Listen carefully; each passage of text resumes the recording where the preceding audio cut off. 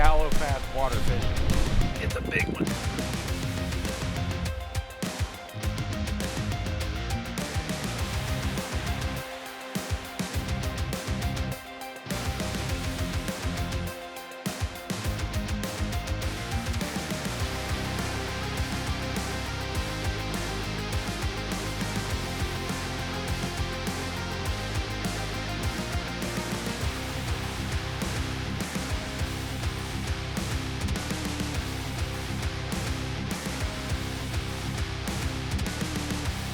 Don't get any better than that. That's what we do on this boat. We break PBs and world records.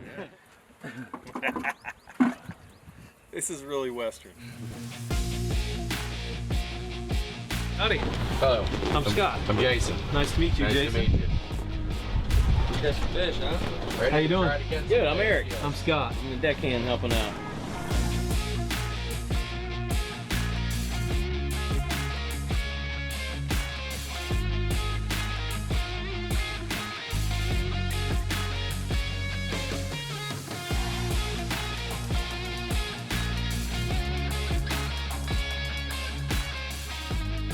Mainly, if it's got fur, fin, or feathers, I'm after it, right? But I have never done this, so I'm full of questions. So these fish don't actually spawn here in this tributary. No, they do not. Okay. And 35,000 fish, how big are they when they put them in? 12 inches from tip to tip. So with bill and everything, they're about this big. How long does it take them to get to the size that we're, you know? I think about 7 years. Oh, that's pretty Somewhere quick. between 5 and 8 years to get to keeper size. Why don't they spawn? What's going on with the spawn? They don't spawn because there's no rivers. So they're a river fish. Like sturgeon, they want to go upriver, find some fast flowing water, and spawn their eggs in the I rocks see. of the platform. You know, I came to Missouri.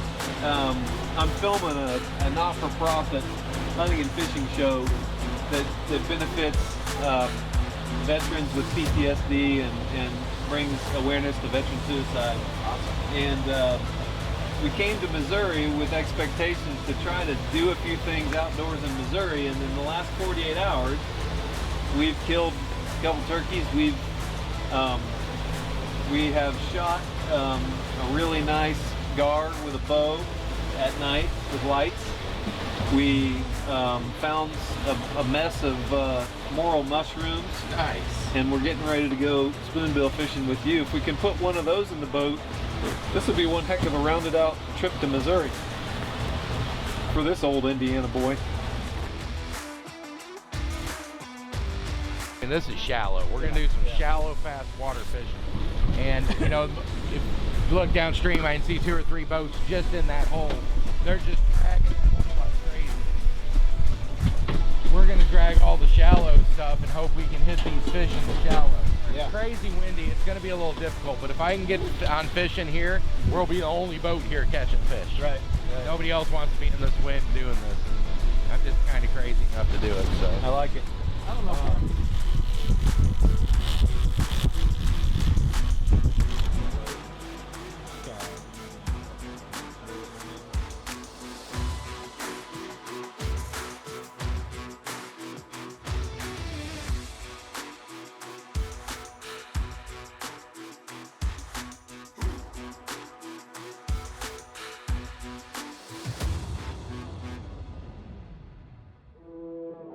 See that hook and stop. All right, come here. Eric, all to the right, all to the right. Let's go. Hey, Eric. Yep. No, to the right. Take him to the right. Big old blue cat there. No surrender, no surrender. Yeah, yeah. You know that this right here forever. Go, go. And there will be no surrender. Now allow me to reintroduce myself. They call me J.O. N to the easy E-N. Know that we undefeated. Y'all are beneath them speeches trying to air a grievance. But his lines are overhead. Better check the air for clearance. Call the tower. This is ours. Clear the heat. The air apparent. Really, I've never been better. Legacy, this is forever. All the more times I've been severed. I'm raising the bar. You can go ahead and measure. Think about time for a toast. Time that we welcome to go. Yo, we're just leaving. I think about time to somebody you know. This right here forever. Tell me a little bit about the world record fish. What was that like? You know, whenever we hit a spoonbill, I can tell if it's a big fish or a little fish. And we knew instantly that it was a big fish, at least a keeper. We didn't really know that it was a world record until even after it was in the boat. At one point, when he was reeling in the fish, he was a pretty big guy, and his forearms are burning. And I had told him, you know, I think you broke the 100-pound club. Because anytime anybody catches a 100-pound fish, it's typically a lot of sweating and burning forearms. So we get it up to the side of the boat. How long did it take? About 10 minutes. Really? Yeah, spoonbill aren't a very long-lived fish, and that fish was actually hooked in the tail. Finally, we get the fish to the side of the boat and seen it hit the surface, and I'm just like, holy cow, you know. I mean, for me to react on a fish outside of the boat, it's got to be huge. So I thought for sure we probably had a state record in the boat. Whenever we got a hold of conservation, they wanted us to go weigh it. And I didn't really want to stop my trip. I had 5 people in the boat all wanting to catch spoonbills, so conservation sent me the measurements of the previous Missouri state record. And when we were 7 or 8 inches longer and 5 more inches around than the previous Missouri state record, that's whenever we were like, oh, what did we do? You know, is this possible a world record? 20 years to see one that big. And I can't tell you that anybody has ever seen one that big, because we got the world record.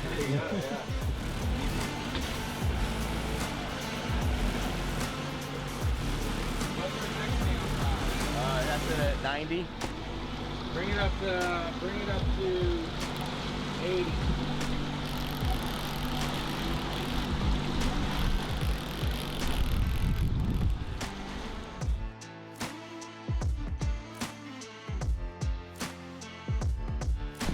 Got to snag them.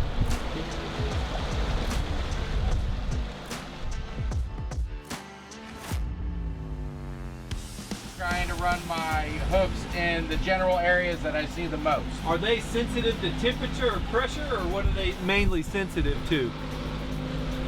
So they're going to be in the water column at a temperature? You know, this time of year, I don't think it matters. You find them shallow and deep all the same. Okay. There is some mornings or some days that they'll be up high, and some days they're down low. I know they respond a lot to oxygen in the water and water flow, but other than that, I don't know. I'ma keep winning, winning. I'ma keep winning, winning. Pull up. I'ma keep winning, winning. You can try to save yourself, but you wanna go play yourself. You can try to save yourself, but you wanna go play yourself. You can try to save yourself, but you wanna go play yourself. You can try to save yourself, but you wanna go play yourself. Yeah, you gon' need 100 men, 100 scopes, 100 cans, just for you to watch what I'm doing under the sun again. God giving gifts, them seeds to I'm gonna get right beside you. No, the other way. cost 100 bands. Yeah, what I supply is always in the man. Oh, blue Promise cat. mine, take that. And then a high five got the upper hand. I'm too real, can't fake that. Oh, you know, put it. What do you think? You want a picture of this one, right? No, we got to stop catching catfish is what we got. We got to catch. We're here to catch spoonbill Spoonbill, with the not world catfish. record spoonbill fishing. Demonstrate how the flow is so heavenly, keeping demons straight. Who they fooling? I show them the tickets up again. When I ask them who is the best, they get the stutter brand. Tell them. I'ma keep winning, winning. I'ma keep winning, winning. I'ma keep winning, winning. You can try to save yourself, but you wanna go play yourself. You can try to save yourself, but you wanna go play yourself. You can try to save yourself, but you wanna go play yourself. You can try to save yourself, but you wanna go play yourself. I came this far, nothing can stop me now. They knock me down, but they can't count me out. I can't lose, I won't lose. I can't lose, I won't lose. You may wanna set yourself. I think it's best you run away. I won't let you finish. You came for me, you played yourself. You scream for help. It's a shame that nobody will hit me. No pain, no gain. Watch who you bang with. Make it to the top with the same ones I came with. I shoot my shot, you better know that I'ma never miss. When they coming for me, yeah, I'm gonna tell them this. I'ma keep winning, winning. Okay, so if you're over there, you pull towards the pole. If you're up front, you pull towards the pole. Okay, and you're just trying to keep everything in line. Keep everything in line. When when you hit the fish, you'll have it on the end of the hook. 'Cause this is very not productive and there's not enough fish. And we just that's fish! Woo!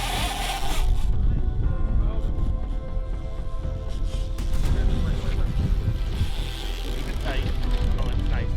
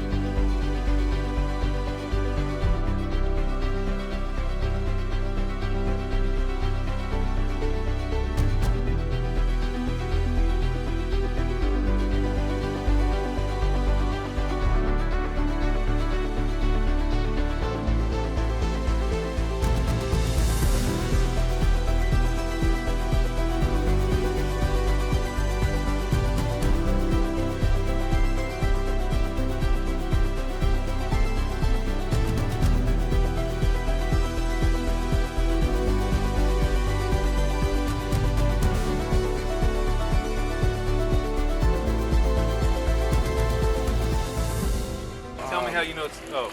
Because it's a big pregnant fish. Males are long and slender. So right? tell us about the eggs. I know that's kind of a big thing. The eggs are a huge thing. So it's the only other black roe out of a fish in the world that I know of where people can come and get this kind of quantity of eggs. There's probably 20 pounds of eggs in this one fish. Really? So, and the reason it's so highly sought after is caviar, which is beluga sturgeon roe, is the almost the exact same. This is the only other roe that is kind of like the beluga sturgeon.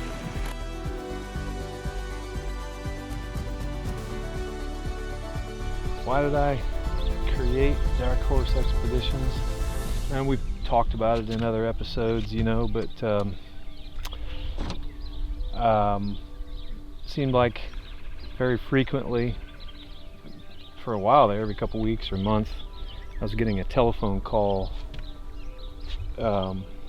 learning about a friend or an acquaintance or somebody that I served with or somebody that they served with that had committed suicide because they were struggling with PTSD.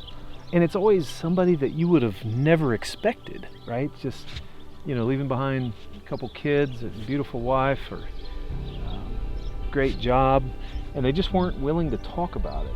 And you know, when I was in the Marine Corps, we didn't talk about our feelings. You know, the Marine Corps' standard comment was, if we wanted you to have feelings, we would have issued them to you at supply.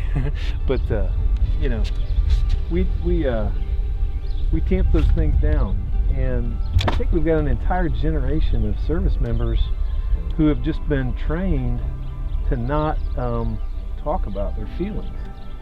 And at some point, if you've seen enough stuff, if you've seen enough of the dark place, you don't necessarily have to have served in war. You could be a police officer or a firefighter, or you could be both. There's a lot of folks that get out of the military, like myself. I really felt like I wasn't really equipped for anything other than a very abrasive environment, you know. And so a lot of our police officers and firefighters and EMS personnel, they're former military, and you get good training in the military to do that. So that just piles on even more traumatic stuff that happens to them, right? And so I guess the big thing that I really wanted to do was not necessarily take people hunting and fishing who are struggling, but I wanted to take people who are been diagnosed with PTSD, who have seen that dark place, who they're coping well, like me. You know, I feel like I'm coping well.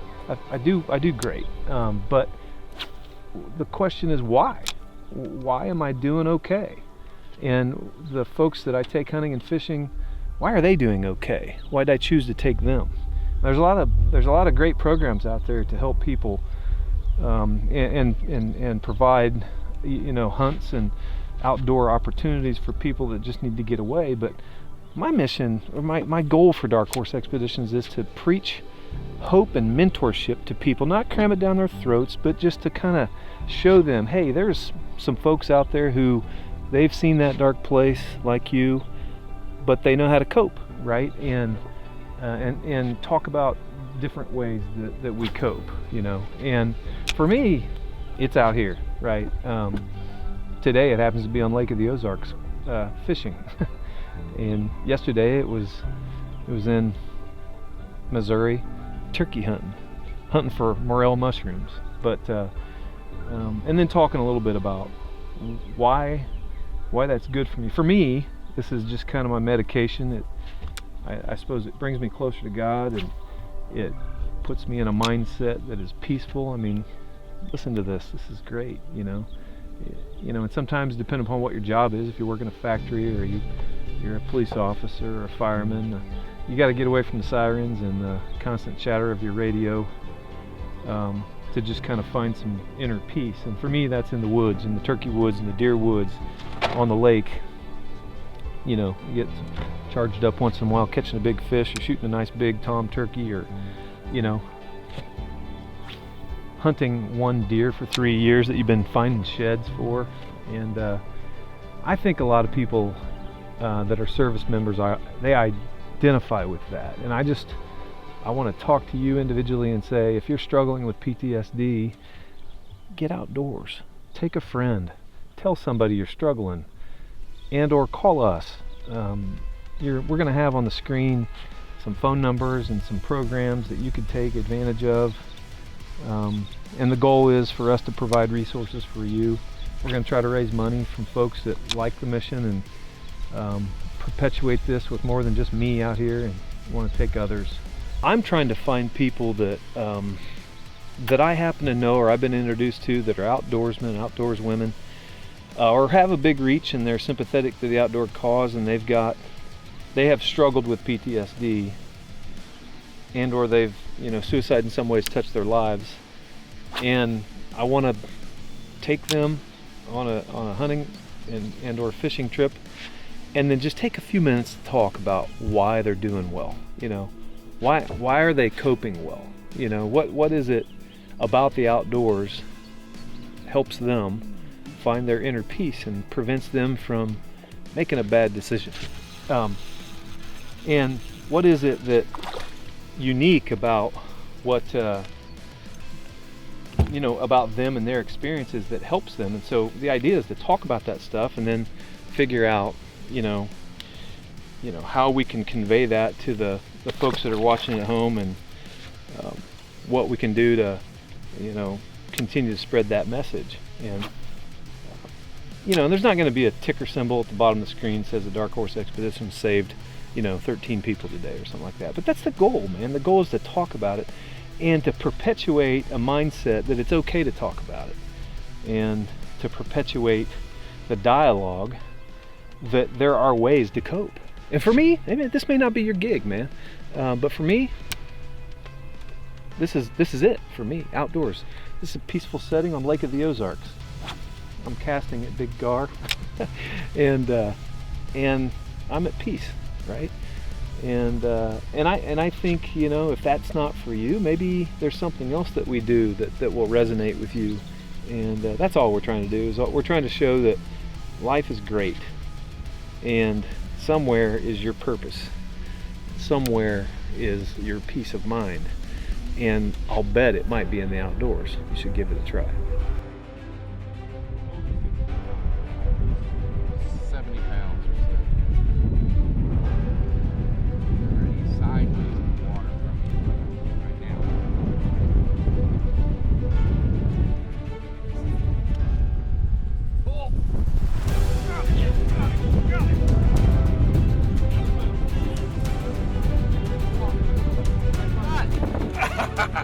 Yeah! I'm gonna try and turn the boat for you, okay? Yeah, okay. You want to get that life scope out of the water? Well, it's just gonna be more your way. So, try to stay up. How do you do? Good, awesome. We gotta try to get this boat turned over to this fish so we can get him out front of the boat. He's just in the boat. This is the big one? Yeah, it's so good.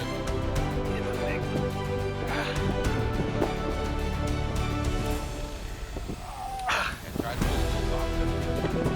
I really want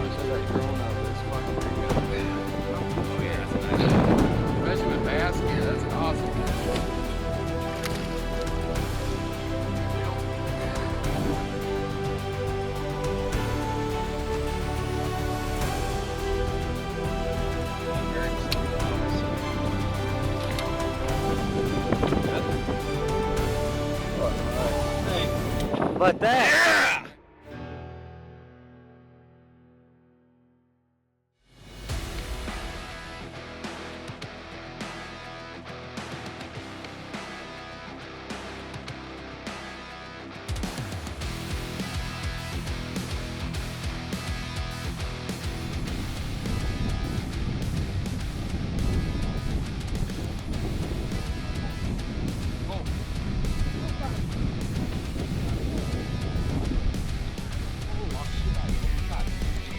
The pole off the boat.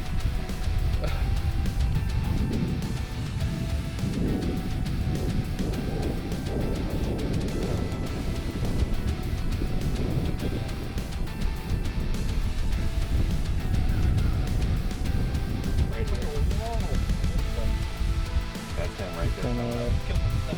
Yeah.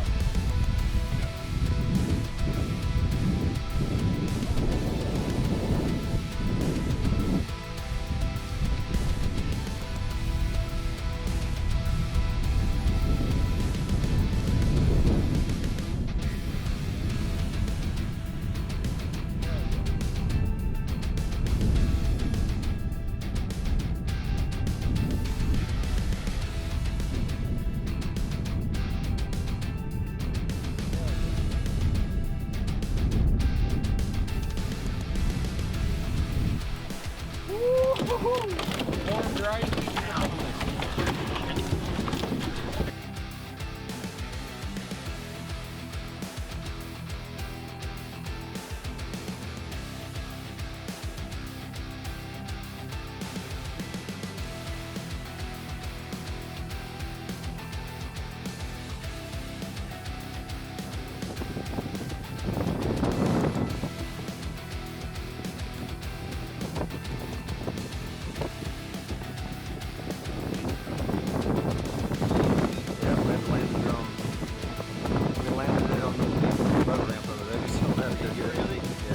There's no way we were going to get it back.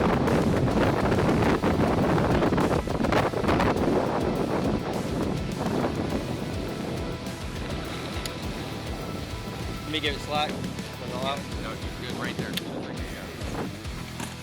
Look at that. What do you think? Let's go! Cause I'm about that. Cause I'm about that. That's insane.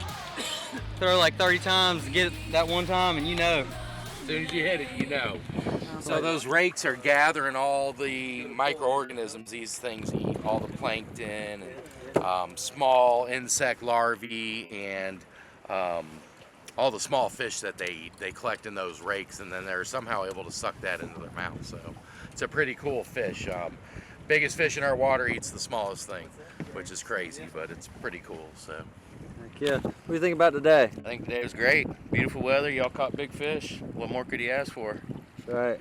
And all of us are first timers. How about that? Awesome. Well, we got everybody a PB today, and everybody their first spoonbill. So Beginner's luck. it don't get any better than that. That's what we do on this boat. We break PBs and world records. Hell yeah. Right.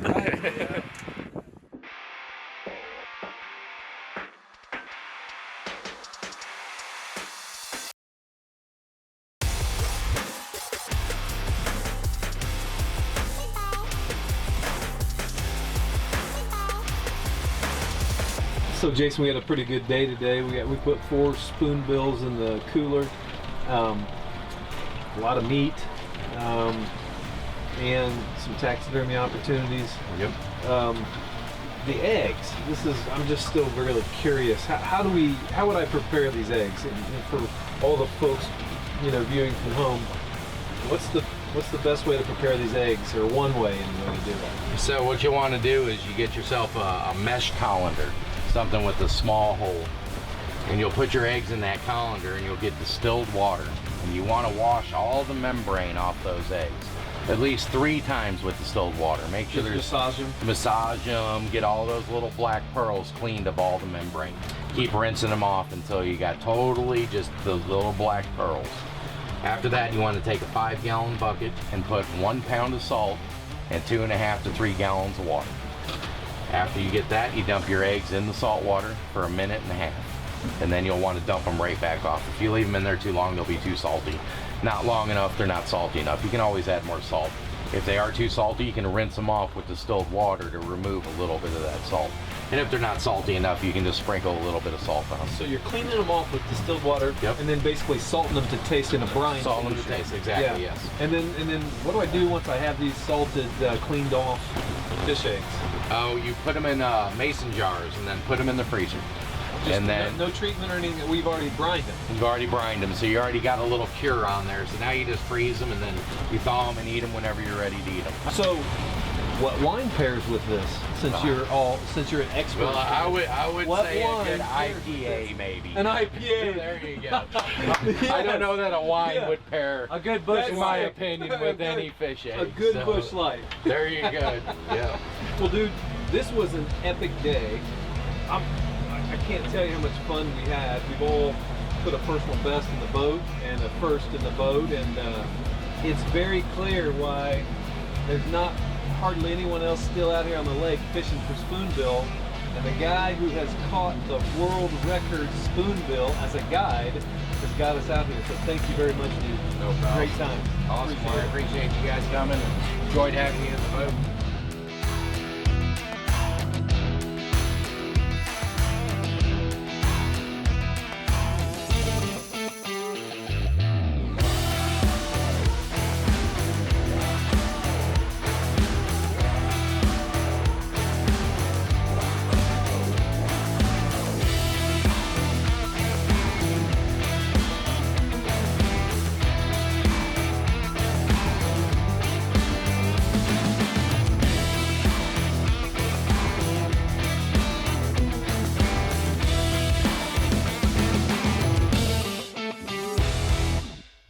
We're gonna cut this one open so you can taste the eggs. Yeah. Oh, so I can eat them right out of the fish. Fresh out of the fish. Hey, it's Western. This is really Western. All right. Reach in there and grab you a pinch. Like just between Yep, the big cheeky old gums. pinch. Yep. Pinch between the There cheeky you go. gums.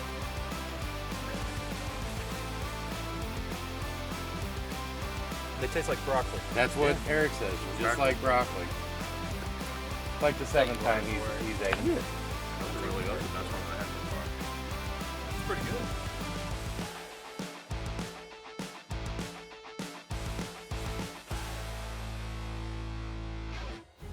Thanks for taking a minute to watch us here on Darkhorse Expeditions. We're having a lot of fun doing this. I want to take a minute to thank all of our sponsors and everybody who's donated their time to make this a reality for us. If you're a veteran and this message has resonated with you, or if you're in a dark place right now, call the phone number on the screen. Go to darkhorseexpeditions.com/get-help.